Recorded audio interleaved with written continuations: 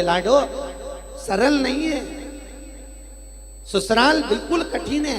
तो पार्वती जी कहती माँ इसलिए मैंने शादी होने के पहले सतुआ की पूजन करी है, इसलिए मैंने शादी होने के पहले तीज की पूजन करी, इसलिए मैंने निमाड़ी पूजी है। मुझे मालूम है कि ससुराल में जाऊंगी तो कोई ना कोई कड़बड़ाहट तो मिलेगी ही सर। पर माँ मैंने भी सतुआ की पूजन पिंडा बनाकर करी है और सत्तू खाया है निमाड़ी के नीचे ही बैठकर। मैंने भी कड़वाहट में मिठास ग्रहण करी है। अगर मेरे संस्कार अच्छे होंगे ना माँ, तेरा अगर आशीर्वाद है ना माँ, तो उस कड़वे परिवार को भी मीठा नहीं कर दो तो मेरा नाम बहू नहीं है। तो क्यों चिंता करती है? मिठास की परिपूर्णता है माँ। बहुत विचित्र जीवन है नारी का भाई। बेटा माँ को प्रिय होता है और बेटी बाप को प्रिय होती है। हमारा निवेदन है जिसके घर में बेटी नहीं है वो किस्मत वाला नहीं है। दो मित्र मिले, एक मित्र दूसरे मित्र से पूछता है बहुत दिनों बाद दिख रहे हो, कहाँ गए थे? कि मेरी पूना में जॉब लग गई। अच्छा शादी हो गई? हो कितने बच्चे? मेरे तो 2 लड़के हैं। अच्छा लड़के, वाह। और तेरी? मेरी 2 लड़की हैं जिनका हाथ पकड़ा हूं ना, एक ये एक ये। अच्छा लड़का नहीं है। दोस्त ने कहा अच्छा हुआ भैया भगवान ने मुझे लड़की नहीं दी। क्यों? लड़की देता तो उसका ध्यान रखना पड़ता, कॉलेज जाए, स्कूल जाए, छोड़ने जाओ, ये करो वो करो। अच्छा लड़का कहीं पे भी जाए, आपने क्या करना। तो लड़की का हाथ पकड़कर जो पिता खड़ा था उस पिता की आंख में आंसू आ गए। तो बेटी ने अपने बाप की आंख में आंसू को देखा और आंख में आंसू देखकर बेटी ने अपने पिता को देखकर तुरंत सामने वाले अंकल का कुर्ता खींचकर कहा, अंकल आप कहते हो अच्छा हुआ भगवान ने आपको लड़की नहीं दी। अंकल मैं कहती हूं भगवान बेटी हमेशा किस्मत वाले को देता है, कभी खोलनों को नहीं देता। जो अपनी बहनों को, अगर बहन बेटियां आए, सगी बहन घर में आए तो भाभी का मुंह तवेला हो जाए। अरे सोचो तो सरी, ऐसी भाभी को कोई लड़की देगा? भगवान भी कहता है जो बहन बेटी की एक साड़ी नहीं दे वो अपनी बेटी को क्या साड़ी देगी। इसलिए ऐसी खोलनी को तो बेटी मत देना, बेटा दो।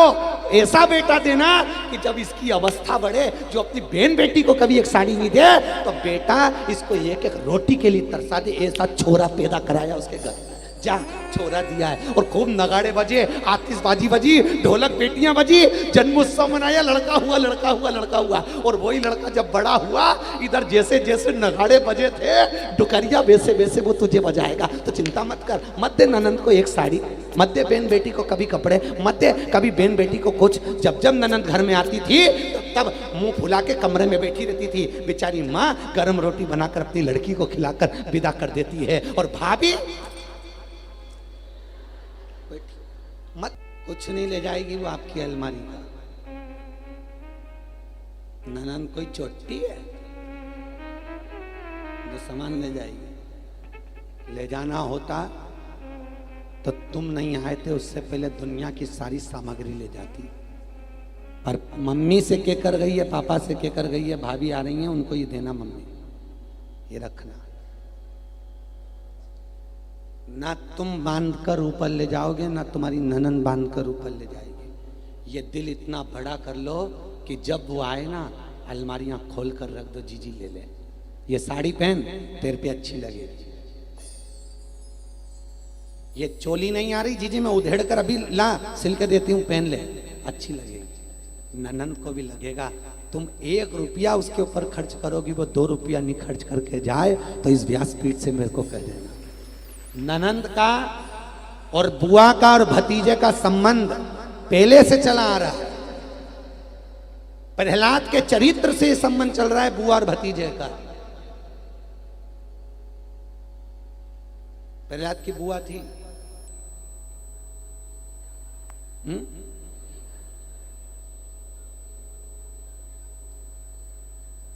क्या नाम था? होलिका नहीं, दूंडा। क्या नाम था? दूंडा। जिसको उसके भाई ने कहा था बहन एक काम कर, ब्रह्मा जी की चादर ओढ़कर बैठ जाना, चारों तरफ से तुझे अग्नि लगेगी, तेरा भतीजा जल जाएगा और तू बच जाएगी। तेरे को ब्रह्मा जी की चादर दी हुई है। तेरे पास ब्रह्मा जी की चादर है,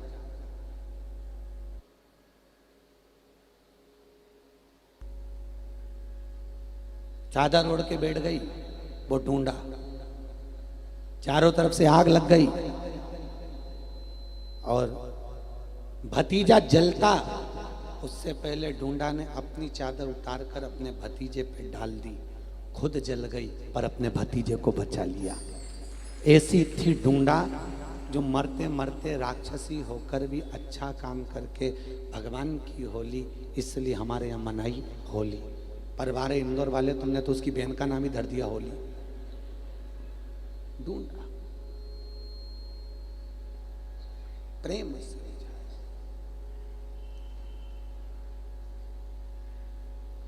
बहुत प्रसन्नता हो, बहुत प्रसन्नता, और वो प्रसन्नता का सुख ही मूल हो।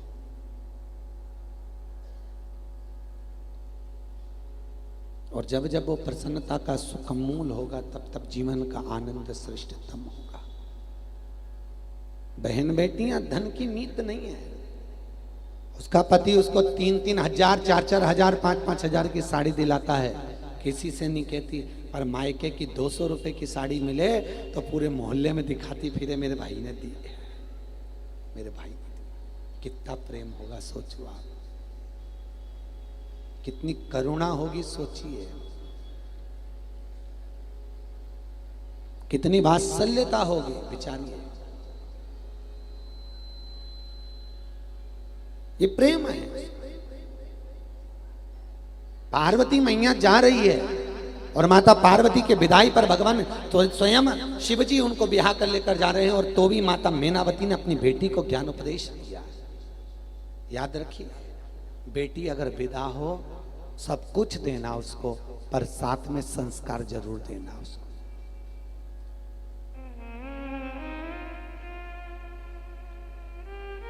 पर आज जैसा संस्कार मत देना जैसे आज की माताएं देती हैं। आज की माताएं जो संस्कार देती हैं वो संस्कार नहीं चाहिए। आज की माताएं अपनी बेटी को सीख देती हैं, जितना मैंने उतना करा कर, बीच बीच में लबड़बड़ ना करना, अपना बना लो गाड़ी से। आखिरी सीख कहां सीखा? बेटी ससुराल में रहियो तो चांद बन के। माँ कह रही है, मैनावती कह रही है अपनी बेटी से, क्या कहा? बेटी ससुराल में रहियो तो, बोलो बोलो, चांद बन के। हीरा और पन्ना की दुकान बन के, हीरा और पान की दुकान नहीं बोली है। क्यों? पान की दुकान चारों तरफ से खुली होती है और हीरे पन्ने की दुकान चारों तरफ से ढकी हुई रहती है। इसलिए हीरा और पन्ना की दुकान बन के बेटी ससुराल में रहियो तो चांद बन।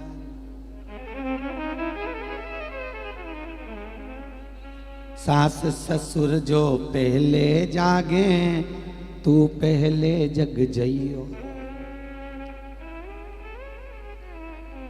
बोलो बोलो, एक बार बोल लो, भले नहीं करो, बोल तो लो जी जियो, बोलो। सास ससुर जो पहले जागे, तो कि मम्मी मैं थोड़ा काम कर रहा हूँ, लैपटॉप पे लगाओ।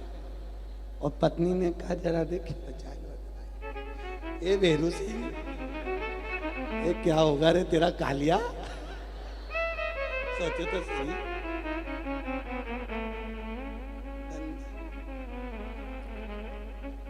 राम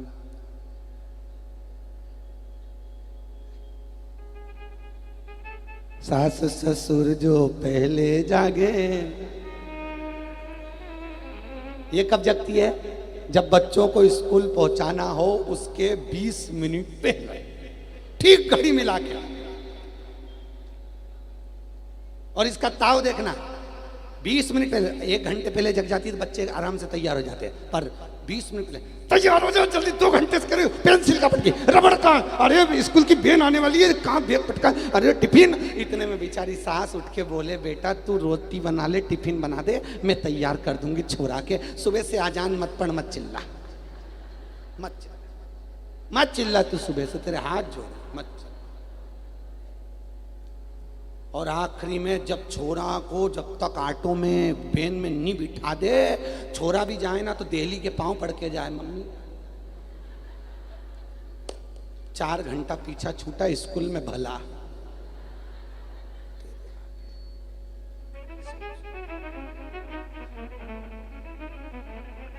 जितनी बजे से उठी और जब तक लड़का नहीं चले गया, पूरे मोहल्ले को खबर हो गई कि जग गई, पूरे मोहल्ले। अब थोड़ा 1 घंटा पहले उठ जाओ तो छोरा अच्छे से तैयार हो जाए। काय को मारा ठोकी, सुबह सुबह का टाइम बेचारा जाने का समय, और दे लगी 4 घंटे से, जल्दी मैं मुंह भी धुलाई नहीं, बाथरूम में तो 4 बार मचक दे, जल्दी विरस करे नहीं करे बराबर बेचारे।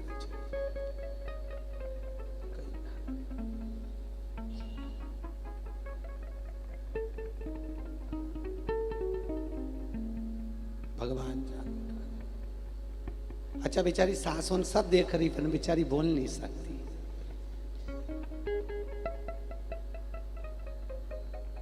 आखिरी में फिर सास उन भी कहने में थोड़ी ना छूटे, कह ही दे, हमारी भी 4 औलाद थी, खिला दो पिला दो पटक दो, एक तू नहीं अनोखा पैदा करा। और इतना कह दे तो फिर तबेला जैसा, फिर दिन भर मुंह फुला रहे। अरे गजब।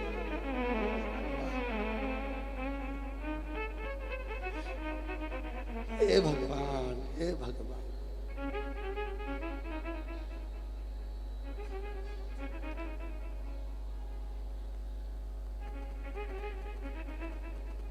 किस किस को अच्छी बहू चाहिए?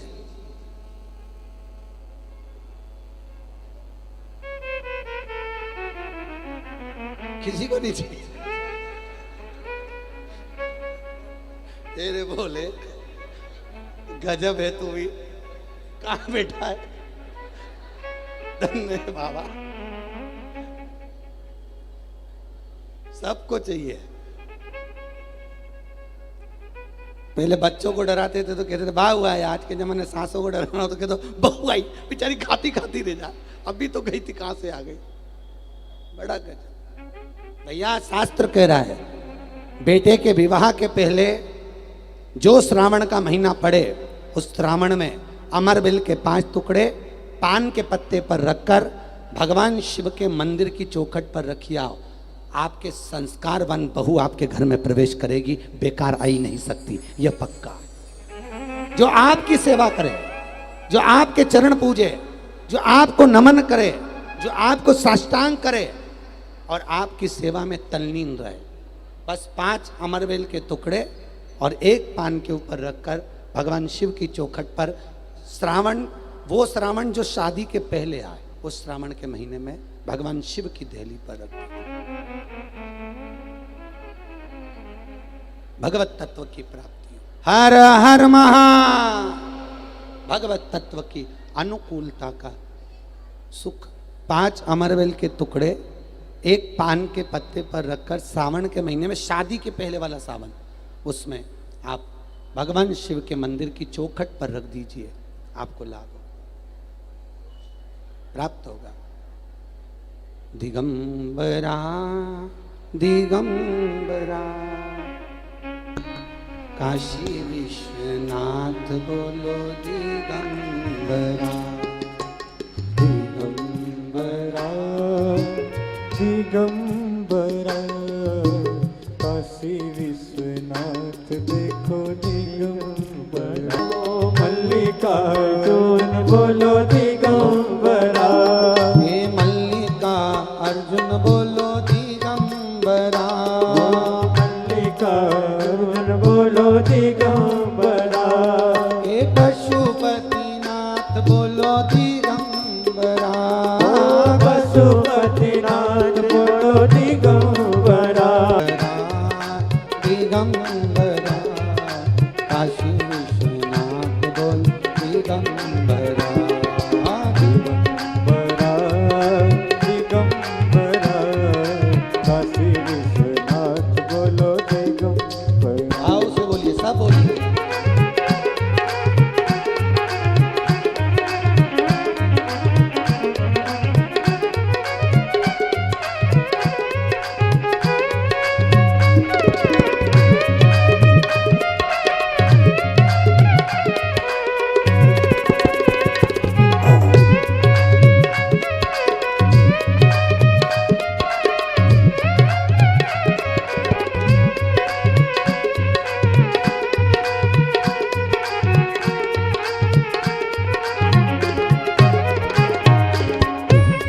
नाथ बोलो दिगंबरा। हे दिगंबरा दिगंबरा काशी विश्वनाथ बोल दिगंबरा। हे दिगंबरा दिगंबरा काशी विश्वनाथ बोलो दिगंबरा। हर हर महादेव। महादेव। भगवान शिव औघड़दानी की कथा कहती है भगवत तत्व का रसास्वादन करने का मूल तत्व कह रहा। भगवान शिव की कथा कह रही है। पार्वती जी विदा हुई हैं, चारों तरफ आनंद लहर है। बाबा भोलेनाथ पहुंच गए कैलाश पर।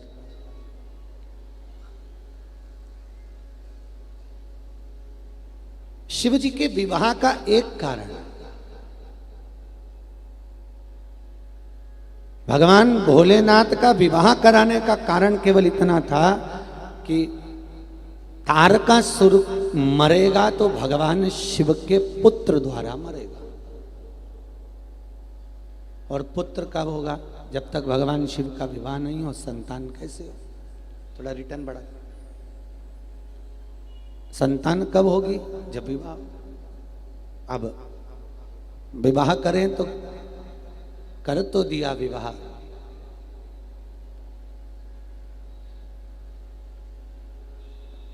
आज विवाह तो हो गया। विवाह होने के बाद यहां तो माता पार्वती भोजन तत्व में लीन थी, भोजन बना रही थी। मां जगतजननी भोजन सिद्ध कर रही, और वहां स्वयं अग्निदेव ने आकर भगवान शिव से विनती करी, भोलेनाथ आपका तेज पुंज चाहिए, उस तेज पुंज के बल पर आपकी संतान प्रकट होगी। भगवान ने अपने शरीर का जो पसीना था वो तेज पुंज निकालकर सूर्यदेव को दिया। सूर्यदेव ने ले जाकर उस तेज पुंज को ले जाकर गंगा जी में डाल दिया। अब देखो भगवान शंकर की संतान,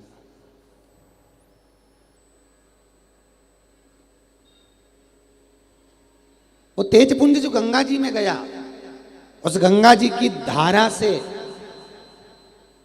भगवान शिव के 6 पुत्र जन्म ले लिए। कितने? 6। अब गंगा मैया एक बेटे को लेकर आए, दूसरे बेटे को लेकर आए। गंगा की गोद में 6 पुत्र थे। इतने में पार्वती जी को मालूम पड़ गया, और माता जगतजननी पार्वती को मालूम पड़ा कि जिस बालक का जन्म मेरे गर्भ से होना था वो बालक गंगा जी की गोद में खेल रहा है। इतने में तुरंत क्रोध में आकर माता पार्वती जी ने सूर्य देवता को श्रापित कर दिया। हे सूर्य नारायण,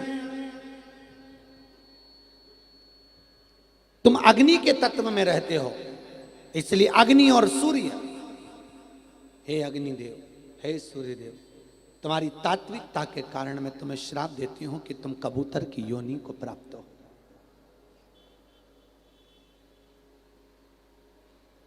तुमने कर्म बेकार करा है। आज भी इसलिए हिंदू धर्म के अंतर्गत सारे पक्षियों को हिंदू धर्म के लोग पाल सकते हैं, पोस सकते हैं, पर कबूतर का पालन हिंदू धर्म में नहीं है। आज भी कहा जाता है अगर कबूतर छत पर बीट करता है, कबूतर छत पर अगर बीट करता है तो उसको साफ कर देना चाहिए, नहीं तो घर में क्लेश बहुत होता है, घर में शांति रत्ती भर नहीं रहती। चाहे तुम किसी पंडित जी से अनुष्ठान करवा लो, चाहे किसी पंडित जी से पूजन करवा लो, प्रतिदिन का नियम होना चाहिए, कहीं जाओ चाहे ना जाओ पर अपनी छत पर कबूतर अगर बीट करे तो उसको धो देना चाहिए, उसको साफ कर देना चाहिए। कबूतर की बीट जिस मकान पर जिस छत पर पड़ी रहती है वहां पर अशांति परमानेंट बनी रहती है। वहां पर एक गिलास पड़ा है तो उसके पीछे विवाद हो जाता है, बेडशीट बेकार हो गई उस पर विवाद हो गया, पानी गिर गया उस पर विवाद हो जाए, पति पत्नी सास ससुर बेटा बहू सबका मुंह फूला रहता है, सबको क्रोध बना रहता है, सबकी चिड़चिड़ प्रवृत्ति रहती है। अगर छत पर कबूतर की बीट पड़ी है तो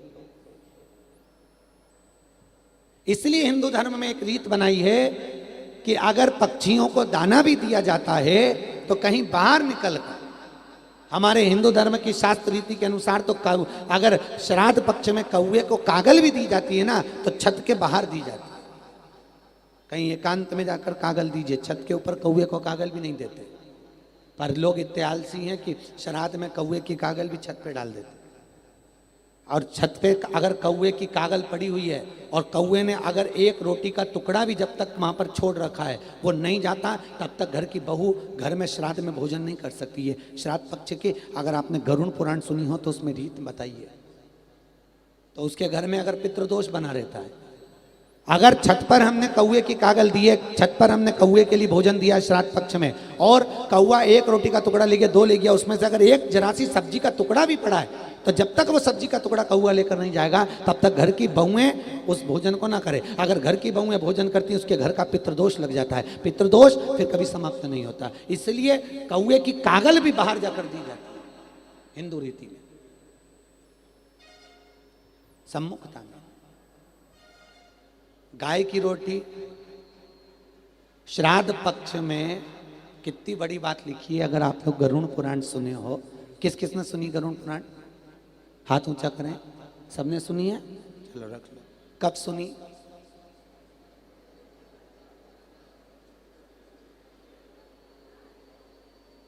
है कोई मरा तब? वो गरुड़ पुराण थी पक्का? जैसे गीता जी में 18 अध्याय होते हैं, एक अध्याय को बाहर निकाल लिया जाए तो वो गीता जी नहीं कहला सकती। उसी तरह जिस गरुड़ पुराण को आपने सुना मरने पर, वो गरुड़ पुराण का प्रेत अंक है, वो गरुड़ पुराण नहीं है। वो गरुड़ पुराण का केवल प्रेत अंक है। गरुड़ पुराण में तो जितने श्लोक श्रीमद् भागवत में उतने श्लोक गरुड़ पुराण में। ये पोथी है गरुड़ पुराण की और सहज नहीं है गरुड़ पुराण, वो तो प्रेत अंक है जो कि पंडितों ने अपने हिसाब से उसको निर्मित करवाया कि गरुड़ पुराण का प्रेत अंक निकाल के जीव के बाद सुनाया गया। पर गरुड़ पुराण तो कभी मौका मिले जिंदगी में, जीवन में, तो एक बार सुनना जरूर। अपने जीते जी जैसे शिव पुराण सुनो, विष्णु पुराण सुनो, ऐसे गरुड़ पुराण एक बार जरूर सुनना। कोई सरल नहीं है गरुड़ पुराण।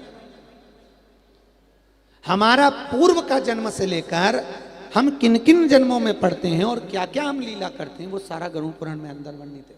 सब चीजें, हमने कौन सा जन्म पूर्व में पाया था, हमने किस जन्म को लेकर हम जन्मे थे, क्या जन्म हमने भोगा, क्या जन्म आगे जाकर हम भोगेंगे, हम किस भाव से, हमने क्या पाया, हमने क्या खोया, ये सारा गरुड़ पुराण में लिखा है।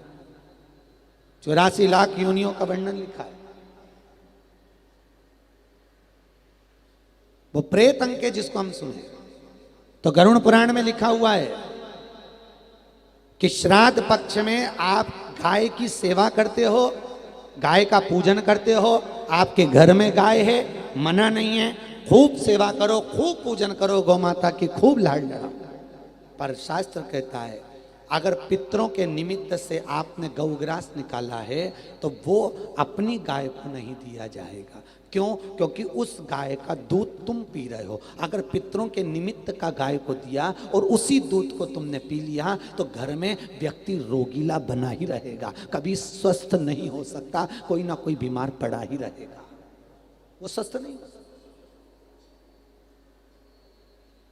इसलिए गौग्रास भी श्राद्ध पक्ष में, श्राद्ध में जो हम कुत्ते की रोटी और किसकी, गाय की रोटी, कौवा की रोटी, ये जो निकालते हैं, इसके अंतर्गत दूसरे को भाग दिया। ये उसी में कहा ले, जैसे विष्णु पुराण में लिखा, माता लक्ष्मी ने नारायण से पूछा, हे नारायण देव, हे नारायण, मैं भगवान शिव की आराधना कर रही हूं नारायण, तो मुझे उद्यापन करना।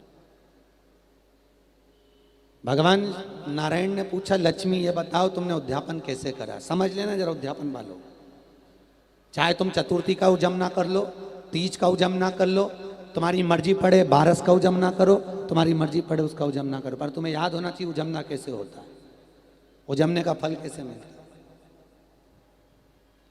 तुम्हें उजमने का फल क्यों नहीं मिला? तो लक्ष्मी जी ये बताओ तुमने भोजन करने किसको बुलाया था? लक्ष्मी जी बोली, मेरे अष्ट लक्ष्मियों, मेरे सारे रिश्तेदारों को। भगवान विष्णु ने कहा, लक्ष्मी एक बात याद रखो, जब हम उद्यापन करते हैं, उजमना करते हैं, तो अपने कुल की, अपने गोत्र की देवरानी जेठानी को उजमने में नहीं गिना जाता। क्यों? क्योंकि वो हमारे गोत्र की है। उजमने का फल कब मिलता है? जब हम दूसरे को जिमाकर, भोग लगाकर विदा कर दें अपनी देहली पर से, तब उजमने का फल मिलेगा। बेटी को गिन सकते हो, ननंद को गिन सकते हो, पर घर की देवरानी जेठानी आदि जो उस कुल की बहुएं हैं, उनको उजमने में नहीं गिना जाता। हमारे घर की बहुओं को दूसरा गिन सकता है, हम दूसरे की बहू को गिन सकते हो, पर अपने घर की बहू को नहीं गिन सकते, अपने घर की बेटियों को नहीं गिन सकते।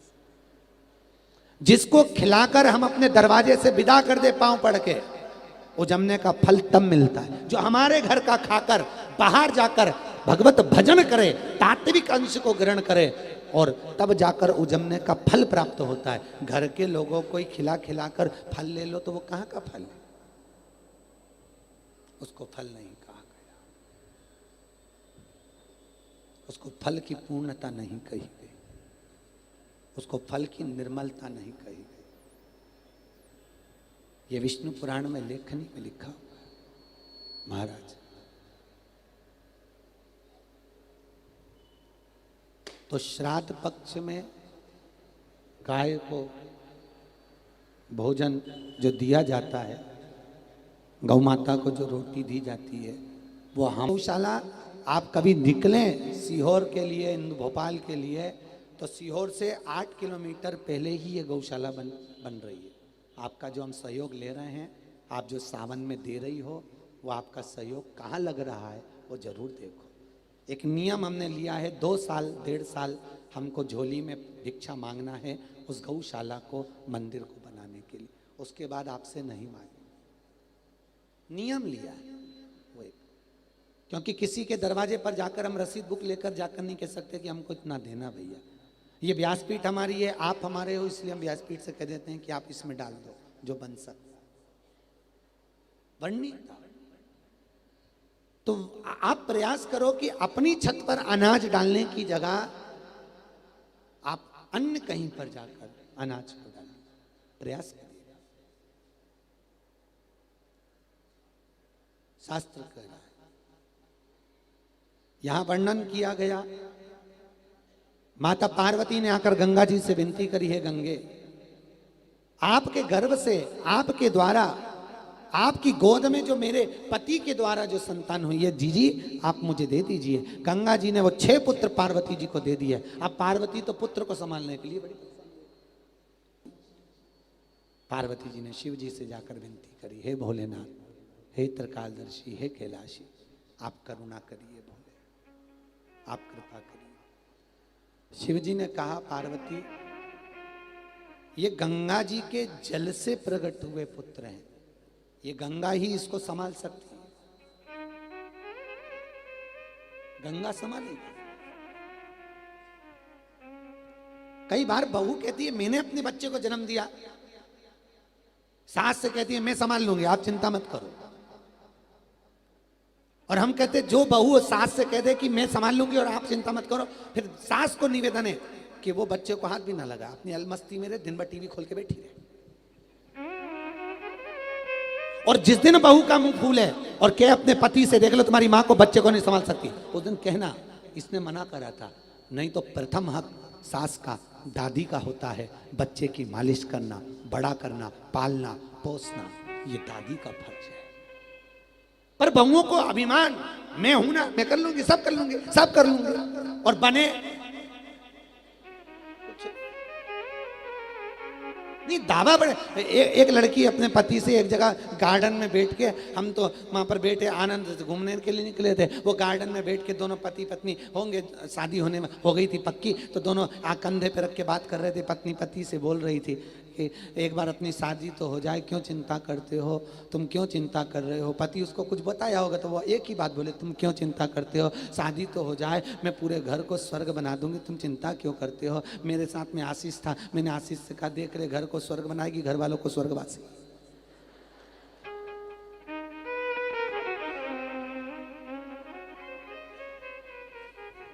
आज कह रही है पूरे घर को स्वर्ग बना दूंगी। अरे सब मैं सबका सम्मान करूंगी, सबके पांव पड़ूंगी, सबकी चाकरी करूंगी। फोन पे तो इतना अच्छा बोले शादी के पहले, इतना जो सब कर दूंगी। और वही जो कह रही है मैं पूरे घर को स्वर्ग बना दूंगी, जब वो ब्याह कर कर आ जाए और एक बार सास उससे बोल दे आज अपने घर में 15 से 20 लोग आएंगे बेटा, तेरा खिचड़ी कड़ी और बाफले और खीर सब तुझे बनाना है, तो इसके होश उड़ जाए।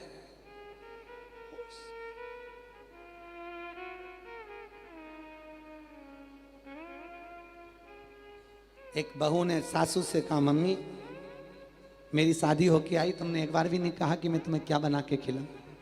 सास ने कहा बेटा अब तू छोटी है, रहने दे, तू क्या बनाएगी, मैं बना। नहीं मम्मी मैं सब बना दूंगी, मेरी मम्मी ने सब बताया। अच्छा तेरी मम्मी ने सब बताया हो, सब बना सकती हो, तो बेटा एक काम कर आइसक्रीम बना के खिला दे। बहू गई अटैची में से किताब निकाली, वो रेसिपी की, 2 किलो दूध में बेकिंग पाउडर डाल के हिलाओ, धीमी धीमी आंच में पकाओ, ड्राई फ्रूट्स डाल दो, फिर 1 घंटा इसको फ्रिज में रख दो। 3 घंटे बाद सास पानी पीने के लिए फ्रिज खोलने गई और सास ने आवाज लगाई बहू को, बेटा। बहू आई, क्या मम्मी ये फ्रिज में घंटा किसने रखा।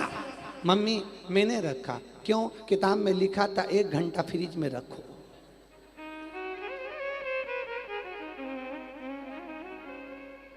सास भी माथा ठोक रही, अरे वो जो तूने बनाया है ना उसको 1 घंटा फ्रिज में रखना था, तू घंटा रखी आई फ्रिज में।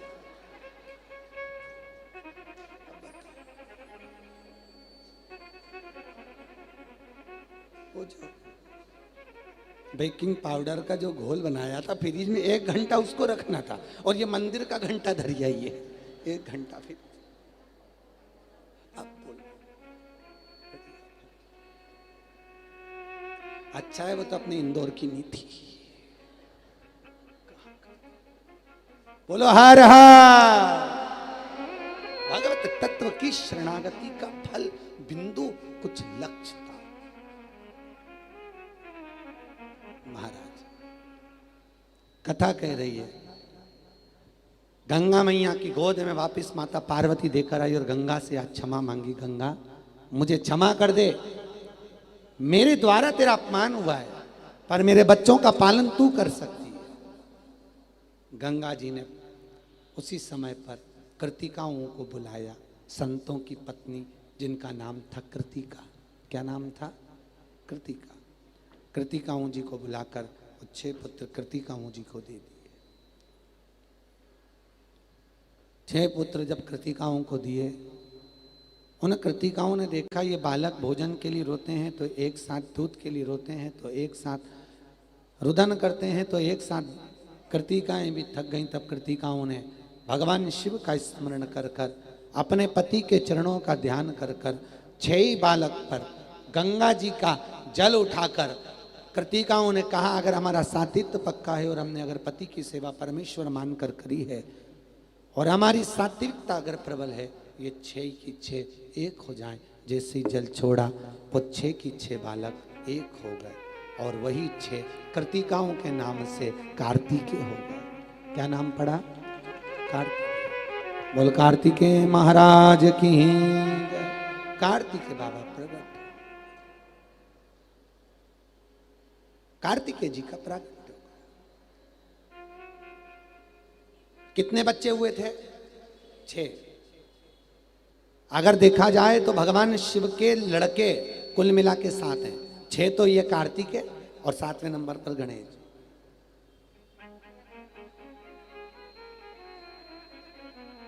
और भगवान शिव की लड़कियां 6।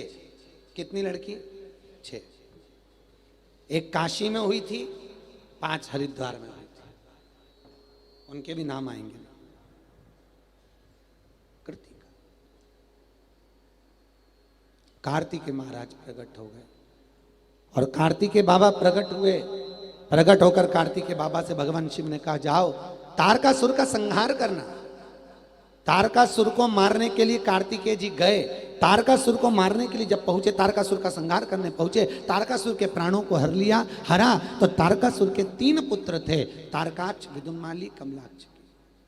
ये 3 पुत्र तारकासुर के थे।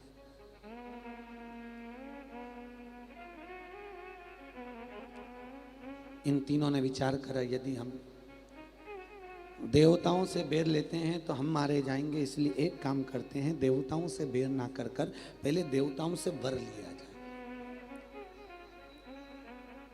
पहले देवताओं से वर प्राप्त करा जाए। और तीनों ने मिलकर भगवान ब्रह्मा जी की आराधना करी। ओम ब्रह्मवे नमः, ओम ब्रह्मवे नमः। तीनों ने ब्रह्मा जी का तप करा, ब्रह्मा जी से वर प्राप्त करा और वर मिला। मांगो क्या चाहिए? तारकाक्ष, विदुम्माली, कमलाक्ष की तीनों ने मिलकर कहा, हमको 3 पुरियां बना दो, 3 महल बना दो, 3 नगर बसा दो। 3 नगर बसाए, 3 पुरियां बनाई जिनके हम राजा बनकर बैठ जाएं। और ध्यान रखे प्रभु, हम मरे तो तीनों एक साथ मरे, हमारे प्राण छूटे तो तीनों एक साथ मरे। भगवान ने कह दिया तथास्तु। तीनों अलग अलग महल में रहने लगे। तीनों भाइयों ने विचार कर लिया, जिंदगी में कभी एक जगह इकट्ठे मत होना। क्यों? इकट्ठे होंगे तो देवता मार देंगे, इसलिए कोई किसी से मिलने मत आना, अपने अपने आप सुखी, सबल मस्त रहो, सर्वे भवन्तु। हमें किसी से कोई मत,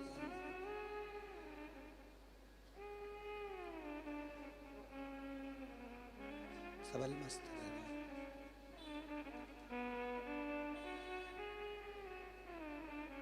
और बहुत सुंदर बात कही है, विवाद कर कर कभी अलग मत हो। क्या कर कर? जम के बोलिए, विवाद कर कर। नहीं पट रही, ऊपर नीचे रह लो, 2 चौका कर कर भोजन बना लो, पर विवाद कर कर कभी मत रहना। क्यों? जितना विवाद कर कर रहेंगे उतनी दूरियां और बढ़ती चली जाएगी। प्रेम वश रहो, आनंद में रहो, कहीं दूर ना जाओ।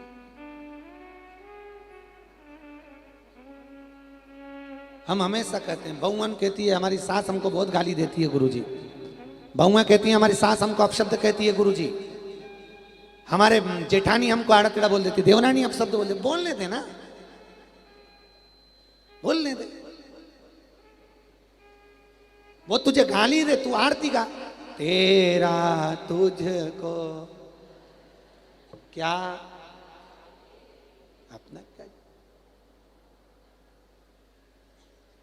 सास गाली दे तो तू भजन कर, अम्बे तू है जगदम्बे काल, जय हो इंदौर वाली, हम सब उतारे थारी, तेरे बहू बेटा पे मैया भीड़ पड़ गई भारी। अब शब्द क्यों, ताने क्यों?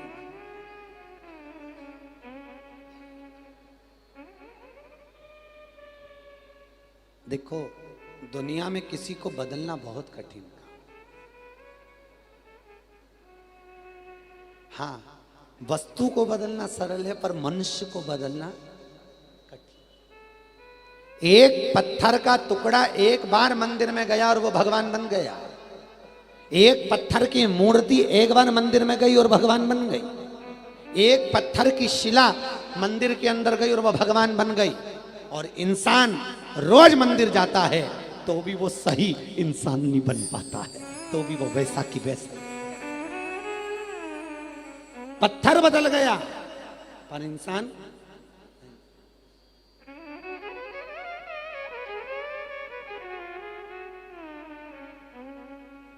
नारायण का दर्शन करने तिरुपति गया, गोविंदा गोविंदा गोविंदा गोविंदा कहकर दर्शन कर रहा है, और दर्शन के साथ में एक दूसरे को धक्का मार मार कर दर्शन कर रहा है। तो बताओ कितना सुंदर कहा। एक भगत भगवान वेंकट लाल का दर्शन करने के लिए गया था, दुनिया के लोगों को धक्के खाता हुआ देखा, बाहर निकल गया। गार्डों ने रोक लिया, पुलिस वालों ने, कहां जा रहा है, बाहर नहीं निकल सकता, नहीं मुझे बाहर छोड़ो। जिस गोविंदा के लिए मैं मंदिर के अंदर आया था, जिस वेंकटेश भगवान के लिए मैं मंदिर के अंदर आया था, मैंने दुनिया का नजारा देखा, वो सब धक्के खा खा कर दर्शन कर रहे हैं। मैं ऐसा दर्शन नहीं कर सकता। अगर मैं इतनी दूर से गोविंदा के लिए यहाँ आ सकता हूँ, तो क्या वो गोविंदा मेरे लिए मंदिर के बाहर नहीं आ सकता? वो नारायण मेरे लिए मंदिर के बाहर नहीं आएगा? इतना कहकर वो भगत बाहर हो गया। आज भी वेंकटेश भगवान मंदिर के बाहर निकल गए और मंदिर के बाहर निकलकर उस भगत को दर्शन दिया। आज भी वेंकटेश भगवान मंदिर के अंदर है, तो मंदिर के शिखर पर एक वेंकटेश और बैठे हुए हैं जो सोने में